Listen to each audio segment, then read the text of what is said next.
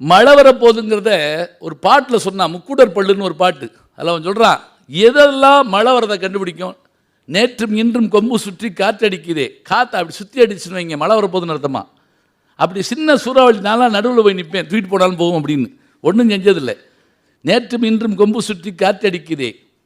அதே மாதிரி கேணி நீர்படு சொரித்தவளை கூப்பிடுக்குதே, சொரித்தவளை விடாமல் கட்சியில் மழை பெய்யுதுன்னு அர்த்தம். அதே மாதிரி சேற்று நண்டு சேற்றைக்குள்ளே தேற்றடைக்குதே. நண்டு இருக்கு இல்லைங்களா, இப்படி வரப்பு இருந்தால் வரப்பு கீழே அதனுடைய வலை ஓட்டம் இருக்கும். அது என்ன செய்யுமா, அப்படி கொஞ்சம் கொஞ்சமாக செவத்தை உயர்த்துச்சுன்னா தண்ணி உள்ளே வராமல் இருக்க, ஏன்னா மழை வரப்போகுதுன்னு நண்டுக்கு தெரியுமா. மழை தேடி ஒரு கோடிவானம் பாடி ஆடுதே, எல்லாருக்கும் தெரியுது. நண்டுக்கு தவளைக்கு எல்லாருக்குமே மழை வருது தெரியுது. நமக்கு ரமணன் சொன்னா தான் தெரியுது.